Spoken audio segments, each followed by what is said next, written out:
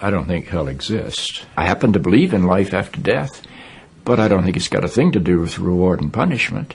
Religion is always in the control business. And that's something people don't really understand. It's in the guilt-producing control business.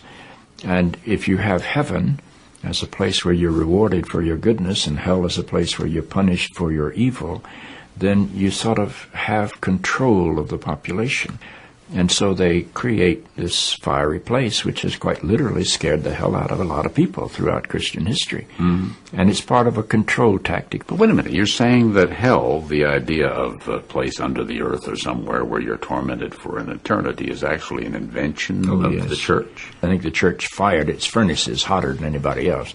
But I think there's a sense in most religious life of reward and punishment in some form. The church doesn't like for people to grow up, because you can't control grown-ups. That's why we talk about being born again. When you're born again, you're still a child. The people don't need to be born again. They need to grow up. They need to accept their responsibility for themselves and the world.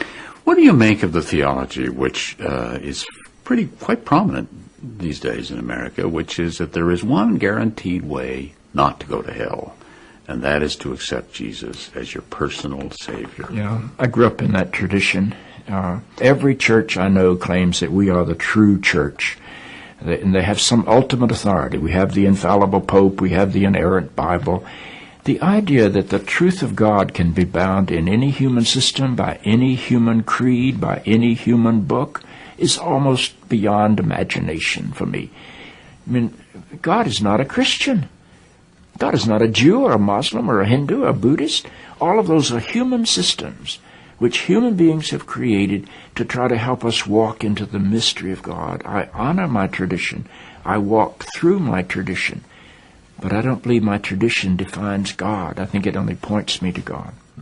You and I are emerging people, not fallen people. Our problem is not that we are born in sin. Our problem is we do not yet know how to achieve being fully human.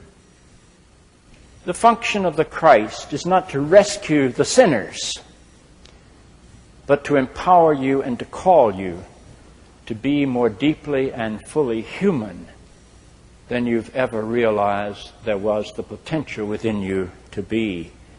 Maybe salvation needs to be conveyed in terms of enhancing your humanity rather than rescuing you from it. Life is a startling and wondrous experience. And eventually, I think we're going to discover that God is unfolding through the life of our consciousness and our self-consciousness and is not a parent figure up in the sky.